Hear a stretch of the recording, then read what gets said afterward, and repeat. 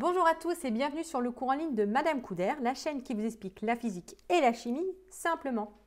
Si vous voulez encore plus d'aide, n'hésitez pas à aller voir en description, je vous offre des petits bonus. Dans cette vidéo, nous allons parler des dosages et plus particulièrement des dosages par titrage, qui est une notion fondamentale de la chimie de lycée. Il va donc falloir comprendre le principe, savoir faire les calculs et maîtriser aussi le côté expérimental. Un dosage, ça part toujours du même problème. On veut connaître la concentration d'un composé dans une solution. Ça peut être par exemple dans le sang, pour faire une analyse de sang, ou une boisson pour des questions de contrôle qualité. Sauf qu'il n'existe pas d'appareil de mesure pour mesurer directement la concentration. Il n'y a pas de concentrationnomètre. On va donc utiliser des moyens détournés pour déterminer cette concentration. C'est ce qu'on appelle un dosage. On se rappelle qu'il existe deux sortes de dosage. Le premier, c'est le dosage par étalonnage. Son avantage, c'est qu'il ne détruit pas l'échantillon. Vous trouverez tout ce qu'il faut savoir sur le dosage par étalonnage dans cette vidéo. La deuxième sorte, celle qui nous intéresse ici, c'est le dosage par titrage. Si on fait un dosage par titrage, qu'on peut appeler aussi juste titrage, on va détruire l'échantillon. Pourquoi? Parce qu'en fait, on va le faire réagir. Voyons voir concrètement ce que ça donne. Le montage expérimental du titrage est à connaître par cœur. Heureusement, c'est toujours le même, donc ce n'est pas vraiment compliqué. On commence par prélever un certain volume de la solution inconnue. On appelle cette solution la solution titrée, car c'est elle qui va être titrée, qui va donc être dosée. On met ça dans un bécher ou un Erlenmeyer. Au-dessus, on met une burette remplie d'une autre solution dont on connaît, elle, précisément la concentration. Cette solution, on va l'appeler la solution titrante. Le principe du dosage, donc, c'est qu'on va verser petit à petit la solution titrante dans la solution titrée. Et il va y avoir une réaction chimique. Pour être sûr que la réaction se fasse bien et de façon homogène, on va mettre le bécher sur un agitateur magnétique, en n'oubliant pas de mettre un turbulent dans le bécher. Notre montage expérimental est prêt. La seule difficulté, et ce qui fait que les élèves se plantent ici, c'est de bien identifier la solution titrée et la solution titrante. Donc si vous faites ce petit schéma à chaque fois, en le légendant correctement avec les données de l'énoncé, vous êtes sûr de vous en sortir. On a donc notre montage, comme cela. Qu'est-ce qu'on va en faire? Commençons par étudier ce qui se passe au niveau microscopique.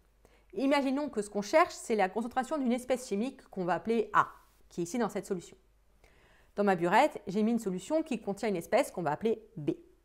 Et A et B réagissent de façon totale et rapide pour former une espèce C. On peut traduire ceci par une équation de réaction, A plus B donne C. Donc avant que je commence à verser quoi que ce soit, j'ai du A ici et du B ici. Je verse une goutte de solution titrante. J'ai donc un peu de B qui tombe, qui va réagir avec du A. Après cette première goutte, j'ai donc un peu moins de A dans le bécher, mais il en reste encore pas mal. Et au fur et à mesure que je continue de verser, il y a de moins en moins de A. Jusqu'au moment où je verse une goutte de B qui réagit avec les derniers A qui restent. À partir de ce moment, il n'y a plus de A dans le bécher. Et à chaque fois que je verse une goutte de B, j'augmente la concentration en B dans le bécher. Il y a donc deux phases distinctes où il se passe des choses différentes. Première phase, la concentration en A dans le bécher diminue et il n'y a pas de B. Dans la deuxième phase, dans le bécher, la concentration en B augmente et il n'y a plus de A. Et on voit que tout bascule ici, lorsque j'ai versé la dernière goutte de B qui a réagi et qu'il n'y a donc plus de A dans le bécher. Cet état très particulier s'appelle l'équivalence. Retenez ce nom, il est très important. Pourquoi cet état est-il aussi important?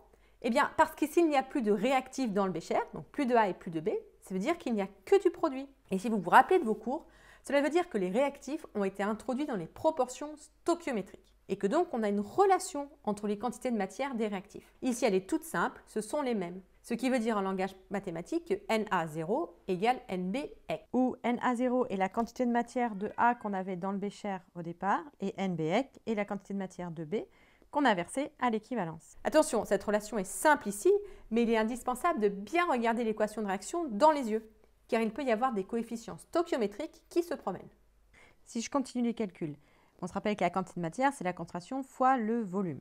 Pour A, puisqu'on parle bien de la quantité de matière de A qu'il y avait au départ, le volume, c'est bien le volume de solution titrée que j'ai dans le bécher, soit V échantillon. La concentration AA, je la note comme ça, et c'est ce qu'on cherche. Pour B, le volume de ce qu'on a versé à l'équivalence. Ici, la quantité de B, c'est bien ce qui a été versé à l'équivalence. Donc, le volume qui a été versé à l'équivalence, c'est le volume équivalent, ou le volume à l'équivalence. Et la concentration, c'est la concentration en solution titrante qu'on connaît. Alors je mets CB et non pas cette notation-là parce que souvent c'est comme ça que c'est indiqué. Si vous n'êtes pas au point sur ces deux sortes de notations, je vous encourage à aller voir cette vidéo qui vous explique tout. Donc si je mets mon équation comme il faut, je vois que la concentration A, c'est V équivalent fois CB sur V l'échantillon. Ça, on l'a puisqu'on le détermine expérimentalement. Ça, on le choisit puisque c'est nous qui faisons la solution B, donc on peut choisir la concentration. Et le volume de l'échantillon, c'est nous qui avions mis l'échantillon dans le bécher, donc on le connaît. On connaît tout ça, on fait le calcul et on trouve la concentration A qui était la concentration inconnue. Le but d'un titrage, c'est donc de déterminer le volume de solution titrante qui a été versé lors de l'équivalence. Ce qui veut dire qu'il faut pouvoir repérer cette équivalence. Au lycée, on a pour ça 3 solutions. La plus simple, c'est par colorimétrie. Par exemple, si l'espèce A est colorée ou qu'on peut la rendre colorée, l'équivalence, c'est l'état dans lequel la couleur a disparu, puisqu'il n'y a plus de A. Et inversement, si c'est B qui est coloré, l'équivalence, c'est quand la couleur apparaît dans le bécher. Deuxième solution, on peut repérer l'équivalence grâce à la conductimétrie. On met donc un conductimètre dans le bécher et on relève la conductivité de la solution. On va observer une rupture de pente à l'équivalence. Je vous laisse aller voir cette vidéo pour en savoir plus. Dernière solution, le suivi pH métrique. Il y a en fait 2 façons de faire un suivi pH métrique. On peut faire exactement comme pour la conductimétrie, on met une sonde pH métrique et on regarde le pH au fur et à mesure du dosage. On obtient une courbe qui ressemble à ça. On utilise la méthode des doubles tangentes ou de la dérivée seconde pour trouver l'équivalence. On peut aussi mettre dans la solution titrée un indicateur coloré qui va virer de couleur lors d'un saut de pH. Et comme le saut de pH a lieu à l'équivalence, il suffira juste de repérer à l'œil nu le volume pour lequel la solution change de couleur. Vous pouvez aller voir cette vidéo sur les dosages pH métriques pour en savoir plus. On a vu beaucoup de choses dans cette vidéo, mais en fait, on vous demandera peu de choses dans les exercices. En fait, 3 et 3 uniquement. On vous demandera de trouver la réaction support du titrage, c'est-à-dire la réaction qui se passe quand je mets de la solution titrante dans ma solution titrée. Il faut donc que cette réaction soit totale, que tout soit consommé, mais aussi rapide, parce que s'il faut attendre 15 minutes entre chaque goutte, votre dosage, vous allez mettre 2 ans à le faire. Deuxième chose, il faut absolument connaître le montage expérimental, donc la burette, le bécher, l'agitateur et éventuellement la sonde pH métrique ou conductimétrique ou l'indicateur coloré si besoin. Et enfin, on vous demandera de trouver la concentration inconnue à partir du volume équivalent. Je vous laisse aller voir cette vidéo qui vous explique plus précisément comment faire les calculs. Voilà, j'espère que cette vidéo vous a plu. N'hésitez pas à liker si c'est le cas et à poser vos questions en commentaire si quelque chose n'est pas clair pour vous. Et si vous voulez de l'aide pour travailler vos cours, n'hésitez pas à aller voir en description. Je vous offre un petit cadeau pour vous aider.